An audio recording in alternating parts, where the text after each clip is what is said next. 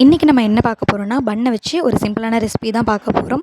இதுக்கு தேவையானது வந்து பன் எடுத்துக்கோங்க. அதை வந்து இந்த மாதிரி 2ஆக ஸ்லைஸ் பண்ணி எடுத்துக்கோங்க.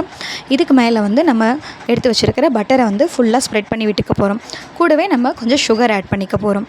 இது வந்து கிட்ஸுக்கு வந்து ரொம்பவே பிடிச்சமான ஒரு சிம்பிளான ஸ்நாக்ஸாக இருக்கும். நமக்குமே டைம் ரொம்ப எடுக்காமல் ஒரு 10 மினிட்ஸ்குள்ளேயே ஈஸியாக செஞ்சு கொடுத்துட்ற மாதிரி இருக்கும். பட்டரை ஸ்ப்ரெட் பண்ணதுக்கப்புறம் இதுக்கு மேலே நம்ம சுகர் கொஞ்சம் ஆட் பண்ணிக்க போகிறோம். சுகர் ஆட் பண்ணிவிட்டு என்ன பண்ண போகிறோன்னா, ஒரு பேன் எடுத்து நம்ம இப்போ செஞ்சு வச்சுருக்கிற இந்த பன்னை எடுத்து அதில் வந்து போட்டுக்க போகிறோம். போட்டுட்டு நமக்கு தேவையான அளவுக்கு மில்க்கை ஆட் பண்ணி இதை வந்து சிம்பிளாகவே செஞ்சுட்டு போகிறோம்.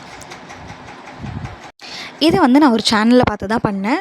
இந்த மாதிரி நிறைய சேனலில் வந்து என்னென்னலாம் புதுசாக செய்கிறாங்களோ அதெல்லாம் ஒர்க் அவுட் ஆகுதா, அதெல்லாம் நல்லா இருக்கா அப்படின்றத செஞ்சு பார்க்குறதுக்காக தான் நான் இப்போ எல்லாத்தையுமே ட்ரை பண்ணிகிட்ருக்கேன். இந்த மாதிரி நீங்கள் ட்ரை பண்ணி பார்க்குற வீடியோஸை பார்க்கணுன்னு நினச்சிங்கன்னா நம்ம சேனலை சப்ஸ்கிரைப் பண்ணிக்கோங்க. இப்போ வந்து நம்ம இந்த பன்னை போடுறதுக்கு முன்னாடி ஃபஸ்ட்டு பட்டரை வந்து ஃபுல்லாக பேனில் ஸ்ப்ரெட் பண்ணி விட்டுக்க போகிறோம். ஃபுல்லாக ஸ்ப்ரெட் பண்ணதுக்கப்புறம் நம்ம எடுத்து வச்சுருக்கிற பன்னை வந்து அதில் ஆட் பண்ணிக்க போகிறோம். இதை ஆட் பண்ணதுக்கப்புறம் இந்த பன்னுக்கு மேலேயும் நம்ம கொஞ்சம் பட்டரை வந்து ஸ்ப்ரெட் பண்ணி விட்டுக்க போகிறோம்.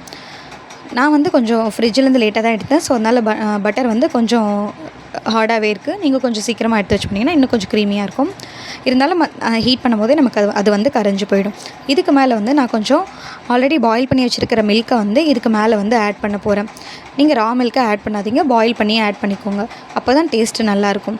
அதை வந்து நான் இப்போ ஆட் பண்ணிக்கிட்டேன். நமக்கு வேணும்னா இன்னும் கொஞ்சம் சுகரும் ஆட் பண்ணிக்கலாம். நான் வந்து எனக்கு தேவையான அளவு கம்மியான சுகர் தான் போட்டு, நீங்கள் வேணும்னா இன்னும் கொஞ்சம் சுகரும் ஆட் பண்ணிக்கலாம். இது வந்து சாப்பிடும்போது ரொம்பவே சூப்பராக இருந்துச்சு. சீரியஸாக நானுமே எக்ஸ்பெக்ட் பண்ணல, பட் ரொம்பவே டேஸ்டியாக இருந்துச்சு. கண்டிப்பாக இதை நீங்கள் ட்ரை பண்ணி பார்த்துட்டு எப்படி இருந்துச்சுன்னு சொல்லுங்கள். இதே மாதிரி வீடியோஸ் நம்ம சேனலில் நிறையா இதுக்கப்புறம் வந்துகிட்டே இருக்கும்.